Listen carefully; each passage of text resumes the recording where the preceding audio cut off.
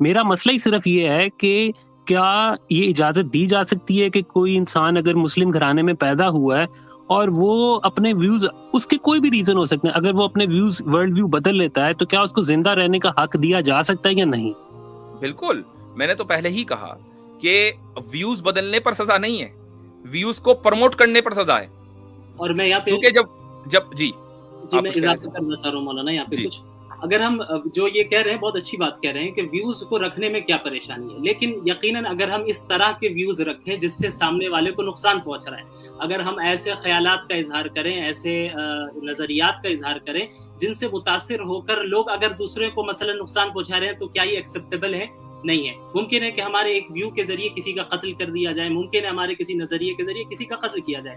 تو نہیں، لیکن اگر کوئی اسلام چھوڑتا ہے تو اس کے ویو سے بولنے دیجیے، ان کو بولنے دیجیے، ایک بات مکمل کر لیں وہ. آ نہیں رہا ہوں، مطلب آنے ہی والا ہوں. تو یہ ایسے ویو کو پروموٹ کرنے سے منع کیا جائے گا. کیوں منع کیا جائے گا؟ کیونکہ ایسے ویو کی وجہ سے دوسرے کی جان جا رہی ہے.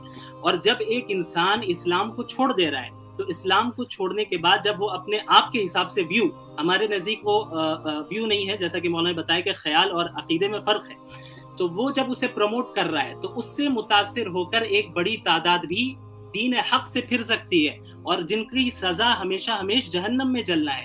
لہٰذا جب ایک ویو کو بتانے کے لیے، ایک ویو سے اگر کسی کا قتل ہو جا رہا ہے، یہ اتنا سنگین جرم ہے، ایسے ویو کو روکا جائے گا، ایسے ویو کو بیان کرنے سے، پروپیگیٹ کرنے سے روکا جائے گا.